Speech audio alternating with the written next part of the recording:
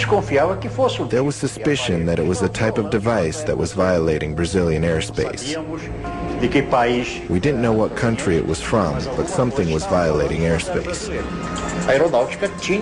The Air Force has the obligation to verify what it's about. At the beginning of September, Holanda's team of officers, engineers, and scientists arrives on Colares. The men erect shelters and set up telescopes and cameras on nearby beaches. Their activities are carried out in full view of the island's residents, in the hope of calming the fear that has gripped the island. When we arrived in Colares, there was total panic in the town. The population wasn't sleeping because of the fear.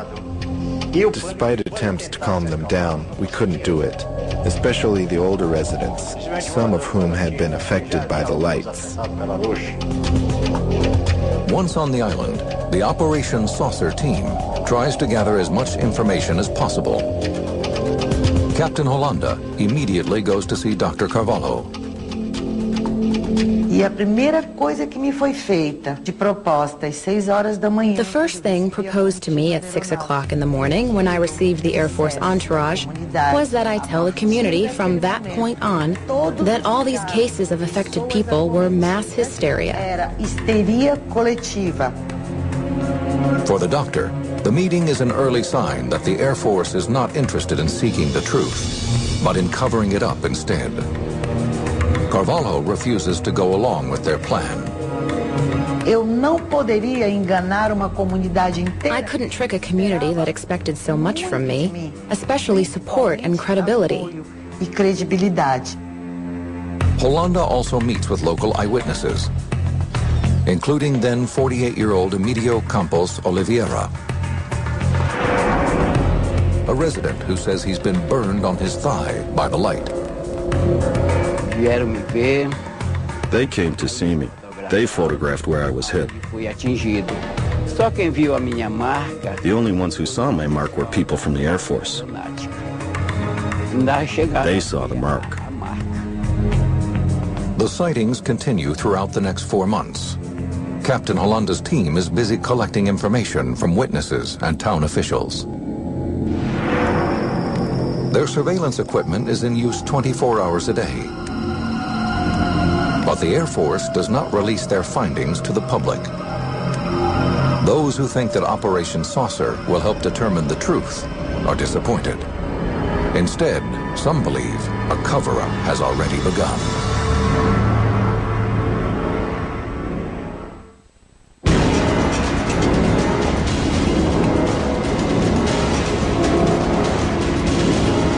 By October 1977, the strange occurrences on the island of Colares have caused the Brazilian Air Force to investigate.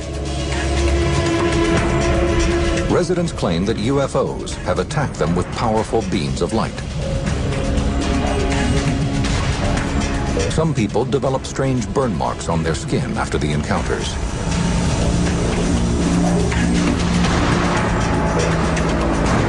Two women have even died. The Air Force's project Operation Saucer, under the leadership of Captain Urangue Holanda, is gathering information on the mysterious sightings. The military did not take weapons to Colares. Their weapons were cameras. Lots of cameras. Over a 4-month period, Holanda and his team take photos and make sketches. These are their actual drawings.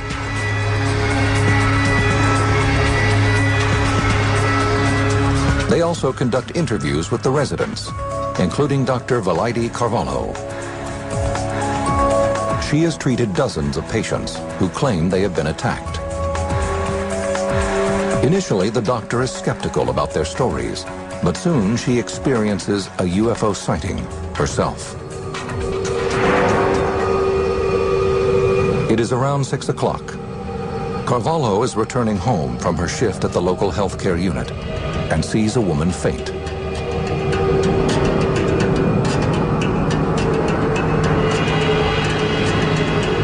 I looked up, and that which I had denied, that I didn't believe in, that I thought was the product of delirium, craziness, made-up stories, people wanting attention, I saw the object at the height of approximately a 10-story building. The object is cylindrical. Carvalho suddenly feels paralyzed by what she is seeing.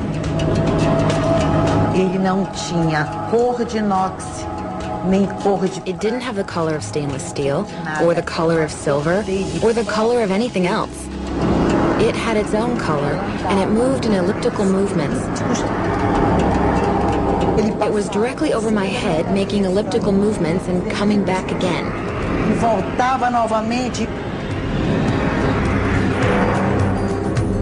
According to statements from witnesses, at this exact time, the Air Force picks up a signal on the radar his men have set up on a nearby beach.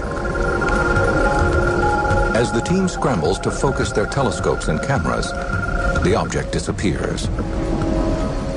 It turned toward the bay and headed out to sea. Hollanda and his team continue their surveillance on Colares. They collect over 500 photographs and 15 hours of film, showing what appear to them to be bright lights high in the sky.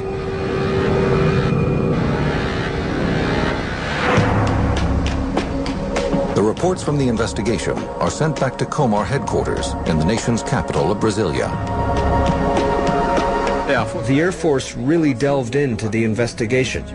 They had to give some kind of an answer to the people that were having these encounters. And I'm certain that it came as a surprise that the military men from the Air Force themselves began having their own encounters, their own experiences.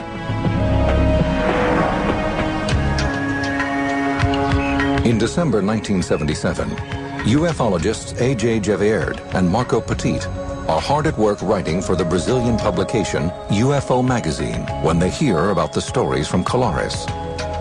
The military operation is the first military operation that we know of in Brazil and probably in the world, entirely dedicated to try to understand what was going on here involving the UFO phenomena.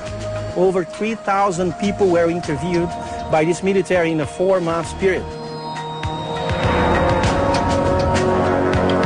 That same month, Captain Hollanda is ordered to surrender all materials and return to Comar. The photographs, films, and sketches they collected are kept classified. He was given the order to shut down the operations officer immediately. He was a military, he didn't ask much question. One of the things that most shocked me and the other colleagues was the fact that at the end of December in that year of 1977, when the encounters were becoming increasingly fruitful, the order came, and to this day no civilians know who it came from, saying that the operation was terminated.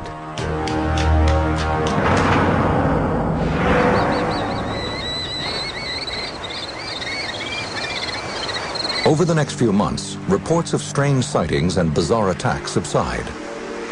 In time, the stories about mysterious lights in the sky drift into local legend. For the next 30 years, Operation Saucer is kept under wraps, but Captain Hollanda does not remain silent forever.